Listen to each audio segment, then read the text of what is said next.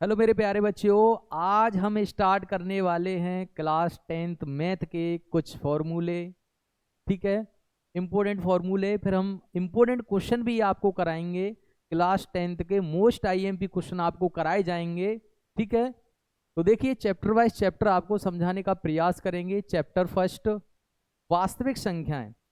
यानी वास्तविक संख्याएं तो चैप्टर का नाम है, लेकिन संख्या पद्धति के आधार पर हम उन कुछ संख्याओं को समझने वाले हैं जो महत्वपूर्ण हैं, यूज होती हैं। ठीक है, तो देखिए क्या दे रहा है। प्राकृतिक संख्याएं यानी नेचुरल नंबर वे संख्याएं जो एक से प्रारंभ होती हैं और अनंत तक चलती हैं, या फिर हम कह सकते हैं कि जिन संख्याओं का प्रयोग वस्तुओं को गिनने में किया जाता है उन संख्याओं को हम प्राकृतिक संख्याएं कहते हैं या नेचुरल नंबर कहते हैं।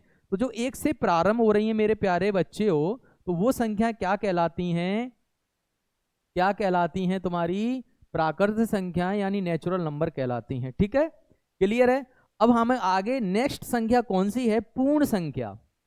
बेटा ये अपूर्ण थी लेकिन पूर्ण हो गई। अगर जो जीरो संख्या प्राकृतिक संख्या में शामिल हो जाए या मिला लिया जाए तो वो संख्या क्या बन जाती है? पूर्ण संख्या बन जाती है। क्या बन जाती है मेरे प्यारे बच्चों? पूर्ण संख्या बन जाती है। पूर्ण संख्या यानी वॉल नंबर इसको कहते हैं। तो प्राकृतिक संख्याओं के समूह में जीरो को भी शामिल कर लिया जाता है, तब वो संख्याएं क्या कहलाती हैं? पूर्ण संख्या कहलाती हैं। ठीक है, आया समझ में? तो जो संख्या जीरो से प्रारंभ होती है वो अनंत तक चलती है, इनफाइनाइट तक चलती है, उन्हें हम पूर्ण संख्याएं कहते हैं। तो देखिए आप इसे W से दर्शाते हैं। तो जो संख्या एक से प्रारंभ हो रही है W बराबर जीरो, सॉरी एक जीरो से प्रारंभ हो रही है, 0 1 2 3 4 5 डॉट डॉट डॉट डॉट यानी इनफाइनाइट अनंत तक चलेंगी। क्लियर है? चलिए हम आगे पढ़ते हैं। आगे कौन सी संख्या है? चलो भाई, अरे सम संख्या आ गई है।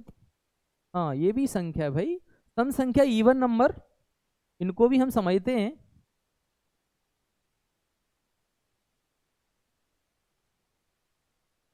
इवन नंबर जो संख्याएं दो से कटती हों या जिन संख्याओं में दो का भाग चला जाता है, जो संख्याएं दो से पूर्णतः विभाजित हो जाती हैं, उन संख्याओं को सम संख्याएं कहते हैं। ठीक है, तो जैसे इवन नंबर ई से दर्शाते हैं, जैसे 2 4 6 8 10 12 14, ठीक है 16 dot dot dot dot infinite. ये जो संख्याएं हैं ये बेटा कौन सी संख्याएं होती हैं? सम संख्याएं होती हैं। कौन सी होती हैं? सम संख्याएं ये होती हैं। ठीक है, तो इनको आप अच्छे से समझ लेना।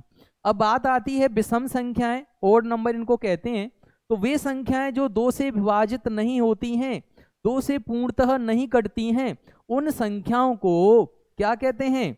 ओड नंबर यानी विषम संख्या कहते हैं। जैसे 1 3, मैं यहां लिख देता हूं 1 3 5 7, उसके बाद 9 11 13 15 यानी डॉट डॉट डॉट डॉट। समझ में आया? ये जो संख्या है ये तुम्हारी दो से नहीं कटती हैं, यानी दो से विभाजित नहीं होती हैं। इन संख्याओं को हम क्या कहते हैं मेरे प्यारे बच्चों? क्या कहते हैं? विषम संख्याएं कहते हैं। समझ में आया? 1 3 5 7, ठीक है, 9 11 13 ये संख्याएं होती हैं। चलो आगे क्या दे रहा है? आगे कौन सी संख्या है?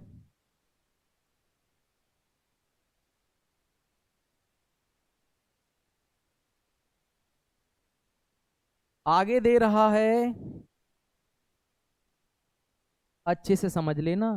ठीक है, अगर ये समझ में आ गई तो वन चैप्टर आसानी से समझ में आ जाएगा। और वन चैप्टर में इंपॉर्टेंट क्वेश्चन हमारा गेस्ट पेपर आने वाला है, उसमें important question, total important question आपको कितने कराए जाएंगे? ओनली 50 क्वेश्चन कराए जाएंगे। ठीक है, वन चैप्टर में क्वेश्चन आपको 8 या 10 क्वेश्चन आपको कराए जाएंगे, तो आप लोग अच्छे से कर लेना, इंपॉर्टेंट है, पूरा ही आएगा। ठीक है, तो चलिए अब बढ़ते हैं आगे। बेटा भाज्य संख्याएं, कंपोजिट नंबर।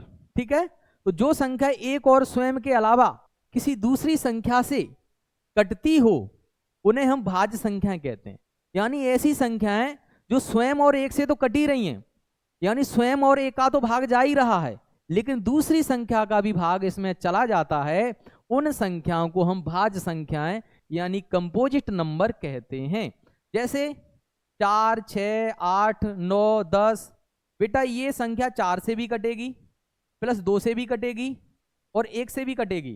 देखो 6 जो संख्या दे रहा है वो 2 से भी कटेगी, 3 से भी कटेगी, 6 से भी कटेगी, 1 से भी कटेगी, इनका इनका भाग इनमें चला जाएगा। तो ये जो संख्या है ना, ये क्या कहलाती हैं मेरे प्यारे बच्चे हो, ये क्या कहलाती हैं, भाज्य संख्याएं कहलाती हैं। क्लियर है?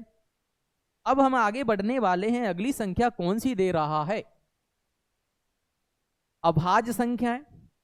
तो ये वे संख्याएं होती हैं जो केवल एक और स्वयं से ही कटती हैं, यानी एक और स्वयं का ही भाग जाता है, किसी अन्य संख्या का भाग नहीं जाता है, उन्हें हम अभाज्य संख्याएं कहते हैं।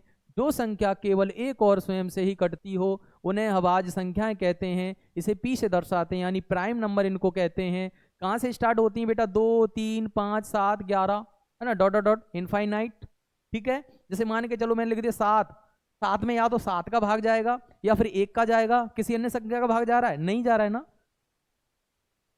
जैसे उसके बाद हम लोग 5 13, उसके बाद ये 17, इनमें अन्य संख्याओं का भाग नहीं जाता है, अन्य संख्याओं से ये विभाजित नहीं होती हैं, इसलिए इन्हें हम अभाज्य संख्याएं कहते हैं। ओके, आया होगा बेटा, समझ में अच्छे से आ रहा है क्या? इसी तरीके से हम आगे वाली संख्या कौन सी है नेक्स्ट, उसको निकालने वाले हैं। देखते हैं नेक्स्ट संख्या क्या दे रहा है।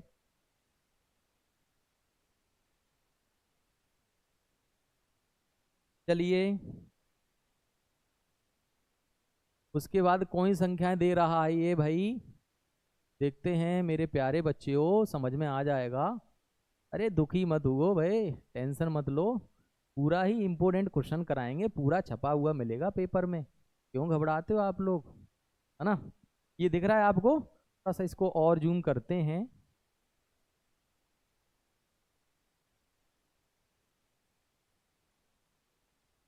ठीक है, तो देखिए अगली संख्या कौन सी है, अगली संख्या कौन सी दे रहा है, पूर्णांक। कौन सी दे रहा है मेरे प्यारे बच्चों, पूर्णांक संख्या दे रहा है। क्या दे रहा है, पूर्णांक दे रहा है, इंटीजर नंबर।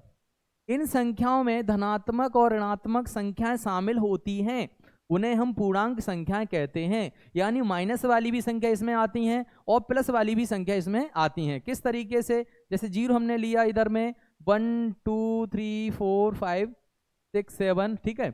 उसके बाद इधर में आएगा -1 -2 -3 -4 -5 डॉट डॉट डॉट डॉट, इधर भी आएगा, इधर भी डॉट डॉट चला जाएगा। तो ये संख्याएं यानी धनात्मक और ऋणात्मक संख्याओं से मिलकर बनी होती हैं, धनात्मक होती हैं और ऋणात्मक भी होती हैं, ठीक है। उन्हें हम क्या कहते हैं, पूर्णांक संख्याएं कहते हैं।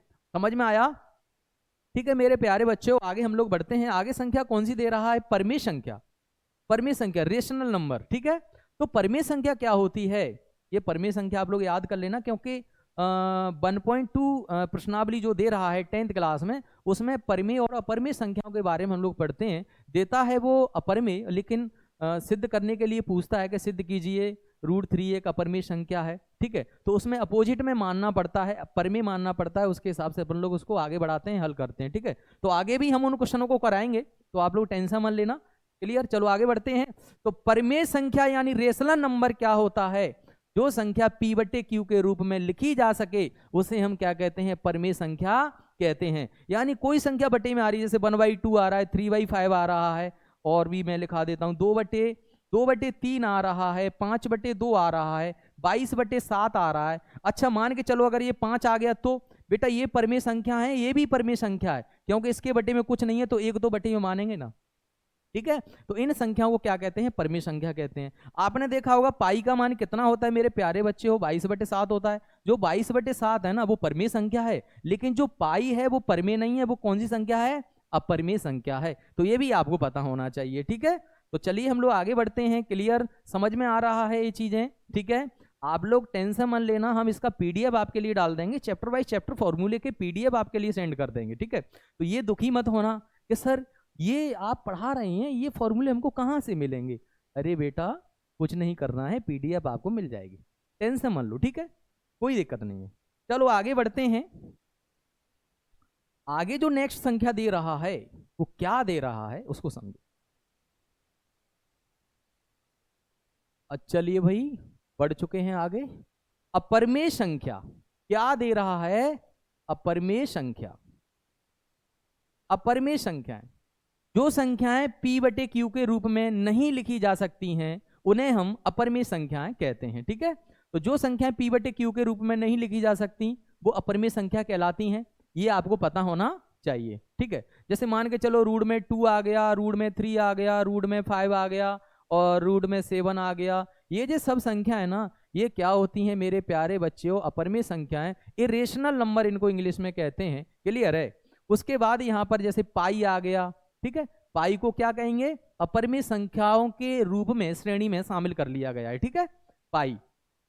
आगे क्या दे रहा है, वास्तविक संख्याएं, रियल नंबर। भाई यही तो चैप्टर है ना 10th क्लास के मैथ में, फर्स्ट चैप्टर यही है, वास्तविक संख्या, जिसे रियल नंबर कहते हैं। ठीक है, तो जो संख्याएं परमेय और अपरमेय संख्याओं से मिलकर बनी होती हैं उन्हें हम वास्तविक संख्याएं कहते हैं। यानी वास्तविक संख्याओं के अंदर परमेय संख्या भी आती हैं और अपरमेय संख्या भी आती हैं। वो जो दोनों जो संख्याएं होती हैं मिक्स होती हैं, उनको हम लोग क्या कहते हैं, वास्तविक संख्या उनको कहते हैं, रियल नंबर उनको कहते हैं।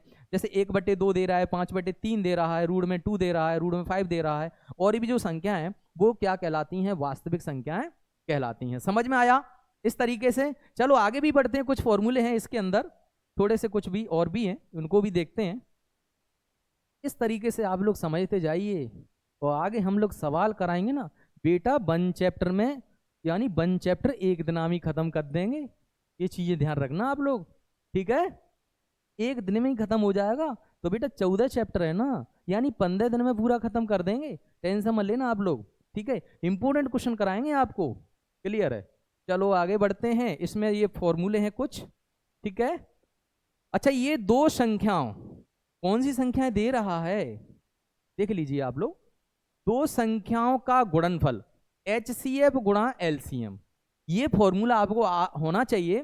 और इस फॉर्मूले के आधार पर पेपर में 100% एक क्वेश्चन आता है और जरूर आता है, इसी को ध्यान रखना। तो दो संख्याओं का गुणनफल क्या होता है, HCF गुणा LCM। हमको HCF निकालना आना चाहिए, LCM निकालना आना चाहिए।